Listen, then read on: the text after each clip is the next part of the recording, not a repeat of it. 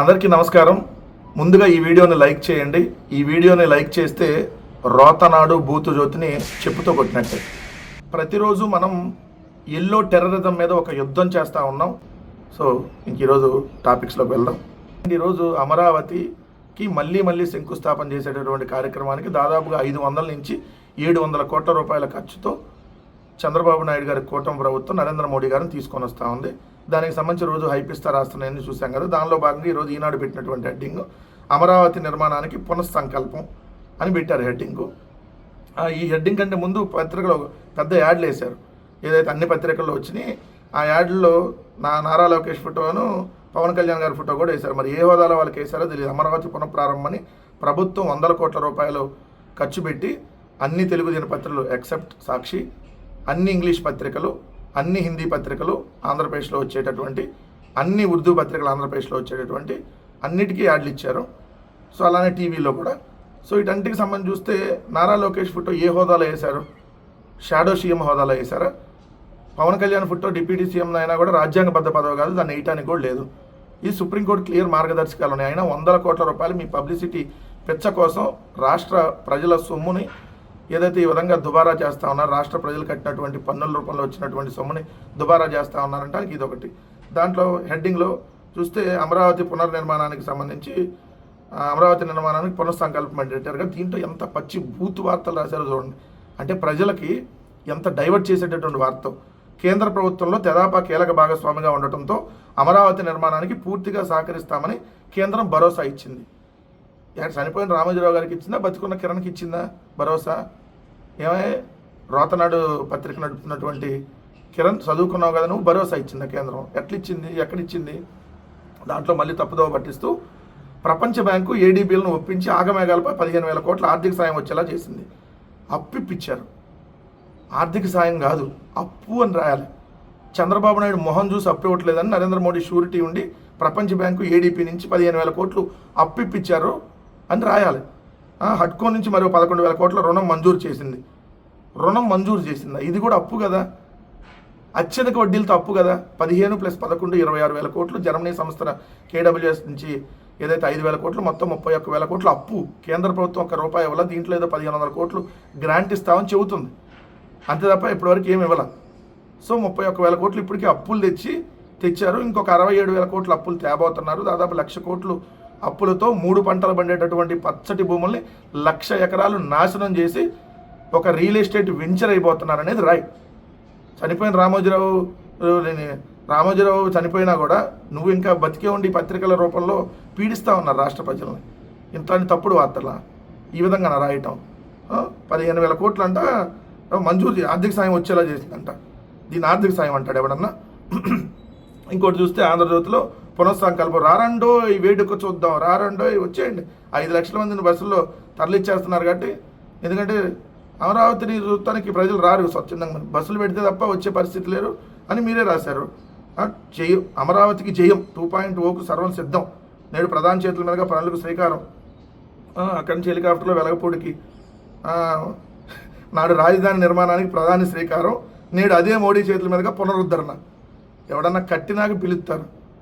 మీరేమో అప్పుడు తాత్కాలిక సచివాలయం అని, తాత్కాలిక అసెంబ్లీ దాంట్లో కూడా రాసుకొచ్చారు. అమరావతికి సర్వం సిద్ధం 2.0 అని రాసి. ఎంత దారుణం అంటే అమరావతి అపురూపం అని చెప్పి ఒకటి పెట్టారు. అందరూ ఇంట్రెస్ట్ చూడాలి. మేటి నగరంగా నిలిపే 11 ప్రాజెక్టులు నేడు ప్రధాని మోడీ శంకుస్థాపన. ఏంటో తెలుసా ఆ 11 ప్రాజెక్టులు? దయచేసి నవ్వొద్దు ఎవరు, సీరియస్ మ్యాటర్. ఎందుకంటే ఒకటి హ్యాపీ నెస్ట్ అంటే ఏంటంటే రెసిడెన్షియల్ హౌసింగ్ ప్రాజెక్ట్. ఇది అమరావతికి తలమానికం వాళ్ళు చెప్పేది.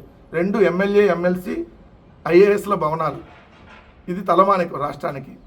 మంత్రులు జడ్జిల బంగ్లాలు 3 తలమానికం, అపురూపం.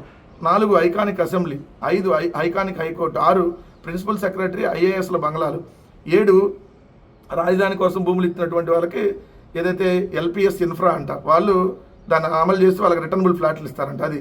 ఇంకోటి ఐకానిక్ సచివాలయం టవర్లు 8, 9 వరద నివారణ పనులు. రాజధానిలో వరద సమస్యలు శాశ్వతంగా నివారించడానికి వీలుగా 5,944 కోట్ల వ్యయంతో 13 ప్యాకేజీలో పనులు చేపడుతున్నారు. ఇది అపురూపం ఇది. 10 ట్రంక్ ఇన్ఫ్రా వర్క్స్ అంట, అంటే కేబుల్, రోడ్డు వర్క్లు వేస్తారు కదా అది. ఇంకోటి కూడా రోడ్డు అనుబంధ పనులు 11. ఇవి అమరావతిని మేటి నగరంగా నిలిపే 11 ప్రాజెక్టులు అంట. ఏదన్నా మున్సిపాలిటీలో కట్టరా? మున్సిపల్ ఆఫీసర్కి సంబంధించినటువంటి మున్సిపాలిటీ బిల్డింగు, జిల్లా ఆఫీసర్కి వస్తే జిల్లా కలెక్టర్ కార్యాలయం, అక్కడ రోడ్లు, అక్కడ గవర్నమెంట్ గెస్ట్ హౌస్లు కట్టరా? జిల్లాలో కూడా కడతారు కదా, ప్రతి జిల్లా హెడ్ క్వార్టర్లో. ఇప్పుడు రాష్ట్రంలో కామన్గా ఏంటి? అసెంబ్లీ, సచివాలయం, హైకోర్టు, ఏదైతే ఐఏఎస్ల బంగళాలు, ఏదైతే ఎమ్మెల్యే ఎమ్మెల్సీ క్వార్టర్స్, ఈ రోడ్లు ఈ కామన్గా వేసేదే కదా. దీంట్లో కొత్తగా చూడండి, అసలు వరద నివారణ పనులు అంట. ఇది అమరావతిలో మీటిగా నిలిపే 11 ప్రాజెక్టులో ఒకటంట. జనాలను ఎంత పిచ్చోళం చేస్తున్నారు, ఎంత వెర్రోళం చేస్తున్నారు. అంటే ఏ రాష్ట్ర రాజధానిలో అయినా కామన్గా ఉండే కార్యక్రమాలు, ఇక్కడ మాత్రం వరదకు మాత్రం ఒక పెద్ద కార్యక్రమం పెట్టారు. ఇది పెద్ద వింత. 5,000 కోట్లతో వరద రాకుండా, ముంపు చేయకుండా 5,944 కోట్లు అంటే 6,000 కోట్లతో. అంటే వరద వచ్చేటట్టు కడుతున్నాం, 6,000 కోట్లు దానికి ఖర్చు పెడుతున్నాం వరద రానియకుండా చూడటం కోసం అని చెప్పి మీరే ఒప్పుకుంటూ రాసినటువంటి వార్త. మహా అమరావతి అంతర్జాతీయ నగరంగా అభివృద్ధికి అడుగులు, విమానాశ్రయం, స్టేడియం, ఇతర అవసరాలకు మరో 50,000 ఎకరాల భూ సమీకరణకు యోచన. క్లియర్గా రాశారు అక్కడ. ఏమని? ఇప్పుడు ప్రభుత్వం దగ్గర రిజర్వ్ మాత్రమే కొంత ఉంది, భవిష్యత్ అవసరాల కోసం 50,000 అవసరమని సేకరించబోతున్నారు. అంటే ఇప్పుడు 44,000 కూడా కాదు, ఇంకొక 50,000 సేకరిస్తారంట. అంటే ఇప్పుడు 55,000 ఎకరాలు, ఇది ఒక 1,05,000 ఎకరాలు. ఇది రెండో దశ. మరి మూడో దశలో ఇంకొక 50,000 ఎకరాలు, ఇంకో నాలుగో దశ పెట్టి ఇంకో 50,000 ఎకరాలు. ఈ ఆంధ్రప్రదేశ్లో 3 పంటలు పండే భూములు మొత్తాన్ని ఒక 2 లక్షలు 3 లక్షల ఎకరాలు నాశనం చేసి పడేయండి. ఇప్పటికే 55,000 ఎకరాలు నాశనం చేశారు, ఇప్పుడు ఇంకొక 50,000 ఎకరాలు తీసుకుంటారంట. ఇది అమరావతి అజిరామం, అద్భుతం. అసలు అమరావతి తోపు తురుము. ఇదండి ఆ ఎల్లో టెర్రరిజం పత్రికల్లో వార్త.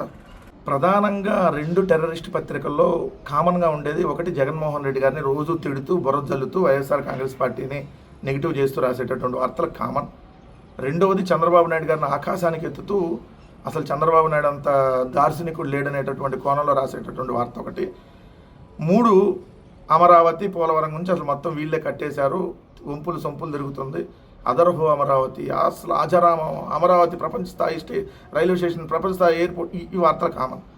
సో ఈరోజు చూస్తే చంద్రబాబు నాయుడు గారు నెల్లూరు వెళ్ళాడు. నెల్లూరులో శ్రీ పొట్టి శ్రీరాములు నెల్లూరు జిల్లా నారంపేట వెళ్ళారు. ఎందుకంటే ఎంఎస్ఎంఈ పార్కులని ఓపెన్ చేయడానికి. ఆ ఎంఎస్ఎంఈ పార్కు ఓపెనింగ్కి సంబంధించి చంద్రబాబు నాయుడు గారు మాట్లాడినటువంటి మాటలు, ఆలోచనతో వస్తే చాలు పరిశ్రమ పెట్టుకోవచ్చు, ఆలోచనతో వస్తే చాలు పరిశ్రమతో పెట్టుకోవచ్చు. ఎవరైనా సరే వచ్చేసండి, ఆలోచన వస్తే 50 ఎకరాలు 70 ఎకరాలు అర్సాకి చంద్రబాబు నాయుడు గారు వాళ్ళ మనుషులకి ఇస్తాడు, మనకెందుకు ఇస్తాడు? మన ప్రాజెక్టు వచ్చినా ఎవరు మనకి? ఇంటికి ఒక పారిశ్రామికవేత్తను తయారు చేయడమే లక్ష్యం.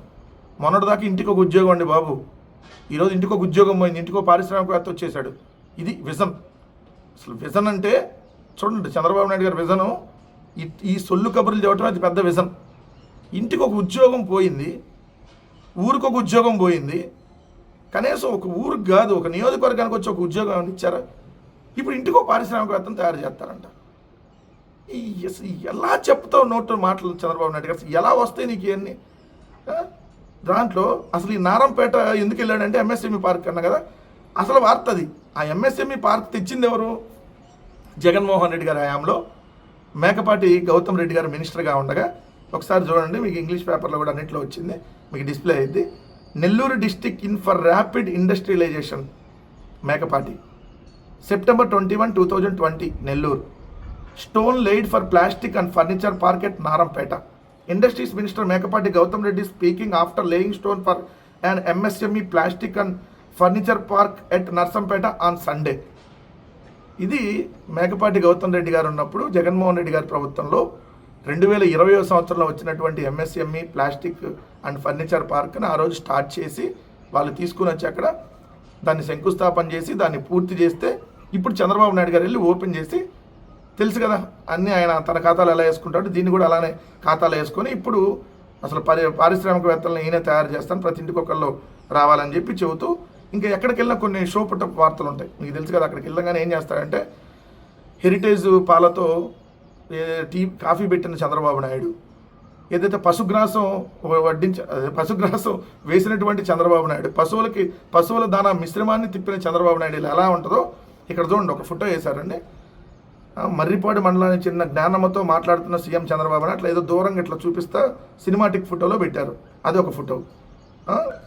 పారిశ్రామిక ఇంకొకటి చూడండి, కంకర ఎత్తి దాంట్లో వేస్తున్నటువంటి ఫోటో, కంకర ఎత్తి చంద్రబాబు నాయుడు కంకర సుత్తి, అదే కార్మికులు కొడతారు కదా కంకర కొట్టి సుత్తి పట్టుకున్న చంద్రబాబు నాయుడు గారు. మరోవైపు కాలనీలో సుష్మిత అనే గిరిజన యువత ఇంటికి వెళ్ళి ఎన్టీఆర్ భరోసా పింఛన్ను సీఎం చంద్రబాబు అందజేశారు. సుష్మిత తల్లిదండ్రులు అంకోజీ సుమ సోదరుతో మాట్లాడి వారి యోగక్షేమాలు తెలుసుకున్నారు. సుస్మిత కుమార్తె చైత్రికతో కరచాలన ఇవ్వడంతో వాళ్ళ సంతోషానికి అవధులు లేవు. జ్ఞానమ్మ కుటుంబ సభ్యులతో సీఎం మాట్లాడించిన తీరు హర్షదాయకం. జ్ఞానమ్మ చిన్న కుమార్తెలను ముఖ్యమంత్రి తన చేతులతో ఎత్తుకోవడం అబ్బురపరిచింది. అమ్మో, ఈ రాష్ట్రానికి ఉపయోగపడే వార్తలే ఉండవు. చంద్రబాబు నాయుడు గారు పబ్లిసిటీ కార్యక్రమాలు, జగన్మోహన్ రెడ్డి గారు ఏమన్నా చేసినటువంటి కార్యక్రమాల్లో వీళ్ళ క్రెడిట్లో వేసుకోవడం, జగన్మోహన్ రెడ్డి గారు చేసినటువంటి కార్యక్రమాలు వీళ్ళ క్రెడిట్లో వేసుకోవడం, జగన్మోహన్ రెడ్డి గారి మీద మళ్ళీ బుర్ర జరగటం. ఏ వార్తలు చెప్పాను. ప్రజల్ని మభ్యపెట్టడానికి ఎలాంటి వార్తలు రాస్తారంటానికి జీఎస్టీ మీద కూడా తప్పుడు వార్త. మొన్న ఏదైతే నెంబర్ 2 వచ్చిందని చెప్పి ఏదైతే తప్పుడు వార్తలు వేయించుకున్నారో సేమ్ ఈరోజు కూడా చూస్తే ఏప్రిల్లో జీఎస్టీ నికర వసూళ్లలో వృద్ధి, రాష్ట్ర వాణిజ్య పన్నుల శాఖ వెల్లడి. ఇది ఈనాడు. అదే ఆంధ్రజ్యోతి చూస్తే ఏప్రిల్లో జీఎస్టీ వసూళ్లు 3,354 కోట్లు, రాష్ట్రంలో 2017 నుంచి ఇదే అత్యధికం. కానీ అసలు వాస్తవం ఏంటి? ఆంధ్రప్రదేశ్ రాష్ట్రం గడిచిన ఏడాదితో పోలిస్తే ఏడాది ప్రతి నెల జీఎస్టీ వసూళ్ళు అనేది తగ్గిపోతూ ఉంది. ఇది జీఎస్టీ రెవెన్యూ డ్యూరింగ్ సంబంధించినటువంటి పట్టిక మీరు కూడా చూడొచ్చు. దాంట్లో ఆంధ్రప్రదేశ్ చూస్తే 4,850 కోట్లు ఏప్రిల్ 2024లో వస్తే ఇప్పుడు ఏప్రిల్ 2025కి వచ్చేటప్పటికి 4,686 కోట్లు, అంటే -3%, అంటే 3% తగ్గింది జీఎస్టీ వసూళ్లు. కానీ దేశం మొత్తం పక్కన కర్ణాటకలో 11% పెరిగింది, కేరళలో 5% పెరిగింది, తమిళనాడులో 13% పెరిగింది, తెలంగాణలో 12% పెరిగింది. కానీ జీఎస్టీ వసూళ్లు ఆంధ్రప్రదేశ్ మాత్రం 3% తగ్గింది. దేశమంతా పైకి వెళ్తుంటే జీఎస్టీ వసూల్లో ఆంధ్రప్రదేశ్ మాత్రం కింద నేల చూపులు చూస్తుంది. చూడండి, -3.4% తగ్గింది. ప్రతి నెల తగ్గుతూనే ఉంది. ఆల్మోస్ట్ జూలైలో -7%, ఆగస్టులో -5%, సెప్టెంబర్లో -4%, అక్టోబర్ మాత్రం +12%, నవంబర్ -10%, డిసెంబర్ -6%, జనవరి 0.47+, ఫిబ్రవరి 3.77+, మార్చి -1%, ఇప్పుడు -3.4%. ఇది అసలు లెక్క. ఇది చెప్పాలి కదా. చెప్పకుండా జీఎస్టీలో కూడా మేము టాప్ ఉన్నాం, పెరిగిపోయింది. మరి పెరిగిపోతే ఒక పథకం ఇవ్వట్లేదు కదా. సో ఇప్పటికైనా తప్పుడు లెక్కలు చెప్పటం ఆపేసి వాస్తవాలు రాయండి. అంటే మీరు రాయరనుకోండి, ఎన్నిసార్లు చెప్పినా మనిషికో మాట గొడ్డుకో దెబ్బ అంటాం. ఇలాంటి టెర్రరిస్టులకి ఏ విధంగా చెప్పినా అది అర్థం కాదు కాబట్టి ఇలానే ప్రజలు మభ్యపెట్టే వార్తలే రాస్తారు. మొన్న సింహాచలం దేవాలయంలో గోడ కూలి, నాణ్యత లేనటువంటి ఒక గోడ కాలు పెట్టి తంతే పడిపోయేటటువంటి ఒక తాత్కాలిక గోడ నిర్మించడం వల్ల 7 చనిపోయినటువంటి సంఘటన తెలుసు. దానికి సంబంధించి ఆ గోడ మీద వార్త అడ్డగోలుగా కట్టేశారు. డ్రాయింగ్ లేదు, ఉత్తర్వులు లేవు, నోటి మాటతోనే అంతెత్తు గోడ కట్టారు. సిమెంట్ పిల్లర్ లేకుండానే ఈవో ప్రతిపాదనలపై నిర్ణయం తీసుకునే కమిషనర్ అయినా హడావిడిగా 5 రోజుల్లో నిర్మాణం పూర్తి. సింహాచలంలో ఇంజనీరింగ్ విభాగం నిర్వాహకం ఇది. ప్లాన్ మార్చారు, ప్రాణాలపై తెచ్చారు. విచారణ కమిటీ వేశారంట. మరి విచారణ కమిటీలో మంత్రులు కూడా ఎంక్వైరీ చేస్తారా? విచారణ కమిటీ వాళ్ళు మరి మంత్రులు కూడా ఎంక్వైరీ చేయాలి కదా. ఎందుకంటే 5 మంత్రుల కమిటీని వేశారు. డోలా బాల వీరాంజనేయ స్వామి, అదేవిధంగా హోంమంత్రిగా అనిత, కొండపల్లి శ్రీనివాసు, దేవాదాయ శాఖ మంత్రి అయినటువంటి ఆనం రామనారాయణ రెడ్డి, రెవెన్యూ మంత్రిగా ఉన్నటువంటి అనగాని సత్యప్రసాద్, ఈ 5 మంత్రులు కమిటీ వేశారు కదా. 5 వెళ్ళి సింహాచలం దేవస్థానంలో ప్రసాదం తిని దేవుణ్ణి దర్శించుకొని ప్రెస్ మీట్లు పెట్టారు కదా. మరి అక్కడ పనులను ఎందుకు పర్యవేక్షించలేదు? దీనికి బాధ్యతగా 1-2 అధికారుల్ని మీరు సస్పెండ్ చేస్తే సరిపోదు. ఎంటైర్ దీనికి బాధ్యతగా ఉన్నటువంటి ప్రతి ఒక్కళ్ళు దీనికి తీసుకోవాలి. 7 ప్రాణాలను తీశారు. ఇది గోడ కూలి కాదు, ఇది సర్కారు చేయించినటువంటి హత్యలు. సో ఖచ్చితంగా దీనికి సంబంధించి ముందు దేవాదాయ శాఖ మంత్రి ఇప్పుడు దాకా అక్కడికి పోలా, దేవాదాయ శాఖ మంత్రి రాజీనామా చేయాలనేటటువంటి ప్రధాన డిమాండ్. అది రాయండి. ఆ గోడలో దమ్ము లేదు, టెంట్ వేయడానికి మేకులు, ఇవన్నీ కరెక్టే. కానీ మొన్నటిదాకా వర్షం వచ్చి గోడ కూలిందని రాశారు కదా. వర్షం వల్ల, భారీ వర్షాల వల్ల గోడ కూలిందని రాశారు కదా. ఇప్పుడు అందరూ బూతులు తిడుతున్నప్పటికీ మళ్ళీ తప్పు విరమించుకొని రాస్తున్నారా? ఇక్కడ కూడా మళ్ళీ జగన్మోహన్ రెడ్డి గారి మీద బురద జల్లాలని ఈనాడు బాగా ప్రయత్నించింది. ఎవరు అప్పుడు ఆ కాంట్రాక్టర్లు అంట వైకాపా సిఫార్సులతో తిష్ట వేశారంట. వైకాపా సిఫార్సులతో కాంట్రాక్టర్ మెగా కృష్ణారెడ్డి ఎవరు? మేమున్నప్పుడు పనులు చేశాడు, మీరున్నప్పుడు పనులు చేశాడు, ఇప్పుడు చేస్తున్నాడు. మెగా కృష్ణారెడ్డి చేస్తున్నప్పుడు మీరే కదా విమర్శించింది. అదానీలో అంబానీలో ఇప్పుడు అదానీ ఇప్పుడు వచ్చాడు అనుకోండి, మీరున్నప్పుడు వచ్చి మేమున్నప్పుడు వస్తే మేమున్నప్పుడు వచ్చాడు కాబట్టి అదానికి మేము కట్టబట్టాడని రాస్తారా? మాట్లాడితే వైఎస్ఆర్ కాంగ్రెస్ పార్టీ మీద ఆడవపోతే కిరణ్ నీకు బతుకు తెల్లారదా? ప్రధానికి వైకాపా అంట, వైకాపా సిఫార్సులో టెస్ట్ వేశారంట. మేము కట్టమన్నావు దాన్ని నాణ్యత లేకుండా. కాంట్రాక్టర్ని బెడ మీద కత్తి పెట్టి నువ్వు టెంపరీగా గోడ కట్టు అంటే 4 రోజులు ఎట్ట కడతాను సార్ కట్టలేనంటే మెడ మీద కత్తి పెట్టి కట్టించారండి నా చేత అని చెప్పి కాంట్రాక్టర్ చెప్పాడు. మళ్ళీ వెళ్ళారు కదా మంత్రుల కమిటీ, చేయి పెట్టి టచ్ చేసి చూడలేదా గోడని? కాలు పెట్టి తన్నాల్సింది, పడుతుందో లేదో. ఇంకా మీరు మీ వార్తలు డిజైన్ ప్లాన్ లేకుండానే గోడ కట్టేశారు. అయినా గోడ నిర్మించాలని గుత్తేదారుపై ఒత్తిడి తెచ్చారు, 7 ప్రాణాలను పరంగా పెట్టారు. ఇది నైతిక బాధ్యత తీసుకొని ఎవరు రాజీనామా చేస్తారు దీనికి సంబంధించి? అది రాయండి, అది డిమాండ్ చేయండి. ప్రధాని సభకు హాజరు కండి, సచివాలయ ఉద్యోగులు అధికారులకు సర్క్యులర్. అమరావతి రాష్ట్ర సచివాలయ ఉద్యోగులు అధికారులు ప్రధానమంత్రి నరేంద్ర మోదీ సభకు హాజరు కావాలని ప్రభుత్వం ఆదేశించింది. ఈ మేరకు గురువారం ప్రభుత్వ ప్రధాన కార్యదర్శి విజయానంద్ సర్క్యులర్ జారీ చేశారు. అమరావతి రాజధాని పనుల పునఃప్రారంభోత్సవానికి ప్రధాని మోడీ హాజరవుతున్న సభకు శుక్రవారం మధ్యాహ్నం 2 గంటలకు హాజరు కావాలని సర్క్యులర్లో పేర్కొన్నారు. ప్రభుత్వ ఉద్యోగులకి సర్క్యులర్ ఇచ్చి ఒక మీటింగ్కి అటెండ్ అవ్వమని సర్క్యులర్ ఇస్తుందా ప్రభుత్వం? ఇది ఎంత దుర్మార్గమైనటువంటి చర్య. అక్కడికి ఎవరన్నా విధులు పడిన వాళ్ళు అక్కడే ఉంటారు మీటింగ్ దగ్గర, ఏదైతే అధికారులు కానీ దానికి సంబంధించి పనులు చూసుకునేవాళ్ళు. ఎంటైర్ ఇష్టం ఉన్నా ఇష్టం లేకపోయినా మీరు ప్రధానమంత్రి మోడీ గారి మీటింగ్కి రావాలి, చంద్రబాబు నాయుడు గారు సొల్లు పురాణం వినాలి, పవన్ కళ్యాణ్ గారు వేసేటటువంటి డ్రామాలు చూడాలి అని చెప్పి మీరు ప్రభుత్వ అధికారులని రాష్ట్ర సచివాలయ ఉద్యోగులకి అల్టిమేటం జారీ చేశారు. రాకపోతే చర్యలు తీసుకుంటారు. అంటే ఎంత దారుణం చూడండి ఈరోజు. అసలు ఎంత దారుణం ఇది, అత్యంత దారుణమైనటువంటి సంఘటన. ప్రభుత్వం ఏ విధంగా నిర్ణయాలు తీసుకుంటా ఉంది, ఏ విధంగా సర్క్యులర్ జారీ చేస్తూ ఉందనడానికి ఇది ఒకటి. ఖచ్చితంగా దీన్ని ప్రతి ఒక్కరు ఖండించాల్సినటువంటి అంశం. నియోజకవర్గానికి నేనే పెద్ద కూలీని, పాలకొల్లో మేడే వేడుకలో రిక్షా తొక్కిన మంత్రి నిమ్మల. ఎందుకు చెప్పాల్సి వచ్చిందంటే ఈ వార్త? అంటే రామానాయుడు గారిని డ్రామానాయుడు అని చాలామంది అంటారు. ఈయన ఇట్లాంటి వేషాలన్నీ బాగానే వేస్తూ ఉంటాడు. ఎందుకంటే చిన్నపిల్లలను కూడా మోసం చేసిన వాళ్ళు ఎవరు ఉన్నారంటే వీళ్ళే. నీకు 15, నీకు 15, నీకు 15, నీకు 18, నీకు 18, నీకు 18, అది ఇంకో పిల్ల వచ్చింది నీకు కూడా 15,000 అని చెప్పి పిల్లలను కూడా మోసం చేసి డ్రామాలు ఆడినటువంటి వ్యక్తి ఈ డ్రామానాయుడు. ఈయన 15,000 మంత్రిగా బాగా ఫేమస్ అయ్యాడు. 15,000 అంటే 15,000 లంచాలు అట్లా చిన్న స్థాయిలో తీసుకోండి. ఆయన 15,000 ఇస్తా అని మోసం చేసినటువంటి మంత్రి.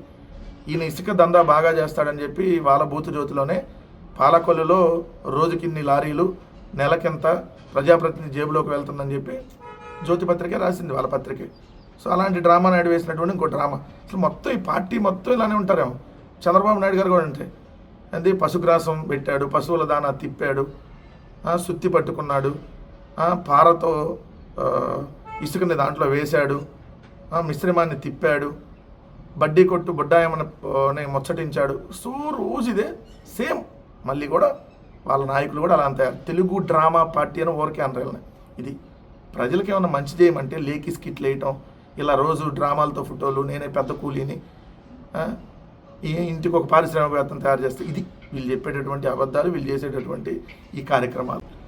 ఈనాడు కిరణ్ వేసినటువంటిది. ఈనాడు కిరణ్ అంటే మీకు తెలుసు కదా, ఏదైతే చనిపోయినటువంటి రామేశ్వరరావు గారి కొడుకు ప్రస్తుతం ఈనాడు దినపత్రిక నడుపుతుంది కిరణ్. సో వాళ్ళ నాన్న తప్పు చేస్తే నాకేం సంబంధం, మా నాన్న తప్పు చేస్తే నేను దానికి బాధ్యుడినా, సో మార్గదర్శి ఫైనాన్స్లో తప్పులు చేస్తే దానికి నన్ను ఎట్లా మీరు బాధ్యులు చేస్తారు, మా నాన్నకి నాకేంటి సంబంధం అని మన ఈ మధ్య కోర్టులో తెలిపినటువంటి వ్యక్తి ఈనాడు కిరణ్. దాన్ని సీఎంను కలవలేకపోయినా దివ్యాంగుడు కాళ్ళు ఈడ్చుకుంటూ వస్తున్న సుధాకర్ను పక్కకు తీసుకెళ్తున్న పోలీసు. నెల్లూరు జిల్లా మర్రిపాడు మండలం డిఎస్పల్లికి చెందిన వెన్నపోస సుధాకర్ 34 సంవత్సరాల దివ్యాంగుడు, సరిగా నడవలేరు. గత ప్రభుత్వ హయాంలో దివ్యాంగ పెన్షన్ మంజూరైందంట, వైకా ప్రభుత్వం తీసేసిందంట. సో ఇప్పుడు చంద్రబాబు నాయుడు గారిని కలుద్దామంటే చెప్పుకుందామని వస్తే అవస్థలు పడుతూ వచ్చాడంట ఎంఎస్ఎంఈ పార్క్ వద్దకు. కానీ సీఎం రాకముందే ఆయన పోలీసులు పక్కకు తీసుకెళ్లారు. సీఎం ప్రసంగం ముగిసే వరకు రోడ్డు పక్కన కూర్చోబెట్టారు. సీఎం వెళ్ళిపోయాక సుధాకర్ నిరాశతో ఇంటి బాట పట్టారు. ఇది రాసింది వార్త. మరి చంద్రబాబు నాయుడు గారికి బారికేడ్లు కానీ పరదాలు ఏం కట్టుకోవడం, సామాన్యులు కలిసేస్తాడని రోజు ఫోటోలకు ఫోజులు ఇచ్చేటటువంటి కార్యక్రమంలో చెబుతున్నారు కదా. మరి దివ్యాంగుడు ఎలా కలవలేకపోయాడు? అది కూడా చూడండి వార్త. సీఎంను కలవలేకపోయిన దివ్యాంగుడు. అదే జగన్మోహన్ రెడ్డి గారి హయాంలో జరిగితే సార్ సీఎం వస్తున్నాడని చెప్పి దివ్యాంగుడిని లాగిపారేశారు. ఈ సీఎం రోడ్ల మీద ఎవరిని కలవడా? ఈ సీఎం ఇంతేనా? జగన్ కలవడానికి వచ్చినటువంటి దివ్యాంగుడిని పోలీసులు ఈడ్చుకెళ్ళారు, లాక్కెళ్ళారు అని రాశారు కదా. ఇక్కడ చూడండి, మరి సుధాకర్ను పక్కకు తీసుకెళ్తున్న పోలీసు ఈడ్చుకుంటూ అని రాసేవాళ్ళు. అదే జగన్మోహన్ రెడ్డి గారు హయాంలో అయితే సుధాకర్ను ఈడ్చుకుంటూ తీసుకెళ్ళిన పోలీసులు, దివ్యాంగుడిని ఈడ్చుకుంటూ లాక్కెళ్తూ తీసుకెళ్ళిన పోలీసులు.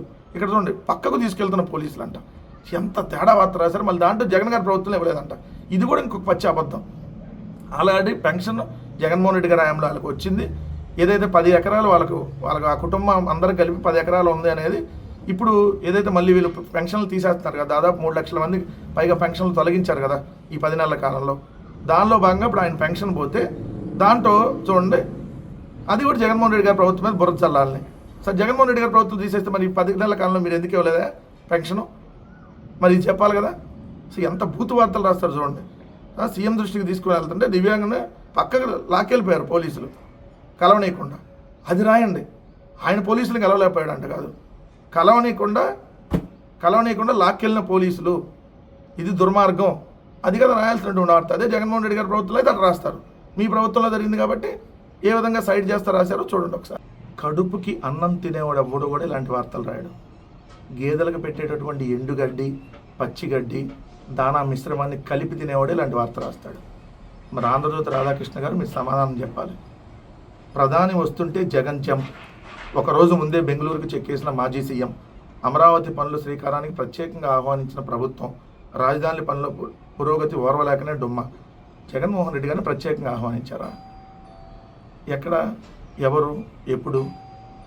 జగన్మోహన్ రెడ్డి గారు మాజీ ముఖ్యమంత్రి, కానీ మీరు ఆయన్ని 2వ తారీఖు శంకుస్థాపన కార్యక్రమం అయితే, ఏది మళ్ళీ శంకుస్థాపన కార్యక్రమం 2వ తారీఖు కూడా జరుగుతుంటే, ఆ 2వ తారీఖు జరిగేటటువంటి శంకుస్థాపన కార్యక్రమానికి మొన్న సింహాచలంలో ఇన్సిడెంట్ జరిగింది కదా 30వ తారీఖు అంటే నిన్న 1వ తారీఖు, వాళ్ళు 2, 30వ తారీఖు జగన్మోహన్ రెడ్డి గారి ఆఫీస్ దగ్గరకు వచ్చి జగన్మోహన్ రెడ్డి గారు లేనటువంటి సమయంలో వాళ్ళ పిఏకి ఎవరు కూడా ఒక ఎంప్లాయీతో తీసుకొని వచ్చి ఏదైతే ఇన్విటేషన్ ఇప్పించారు, దీనికి ప్రత్యేకంగా ఆహ్వానించారంట. దీనికి జగన్మోహన్ రెడ్డి గారు జంప్ అంట. కడుపుకి అన్నం తినే రాస్తావు ఈ వార్త. ప్రత్యేకంగా ఆహ్వానించడం అంటే ఎట్లా తెలుసా? ఏ హోదా ఉందని ఈరోజు చిరంజీవి గారి దగ్గరికి వెళ్ళి రాజధాని అమరావతి పునఃప్రారంభోత్సవానికి హాజరు కావాలంటూ మెగాస్టార్ చిరంజీవికి ఆహ్వాన పత్రికని అందిస్తున్న ముఖ్యమంత్రి చంద్రబాబు. చిరంజీవి గారి దగ్గరికి వెళ్ళాము, చంద్రబాబు నాయుడు గారు స్వయంగా వెళ్ళి ఇన్విటేషన్ ఇచ్చి వచ్చాడు. కనీసం ఇక్కడ మీ మంత్రులు కమిటీయో ఇంకొకళ్ళు వచ్చి కనీసం ఇన్విటేషన్ ఇవ్వలేదు.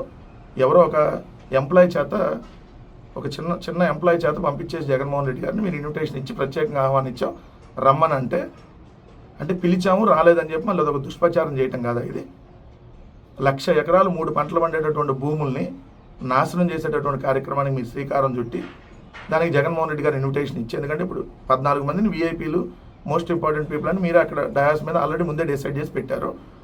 సో జగన్మోహన్ రెడ్డి గారికి ఒక ఎంప్లాయీ చేత, చిన్న ఎంప్లాయీ చేత, ఉద్యోగి చేత పంపించేసి రాలేదని చెప్పి దుష్ప్రచారం చేయటం.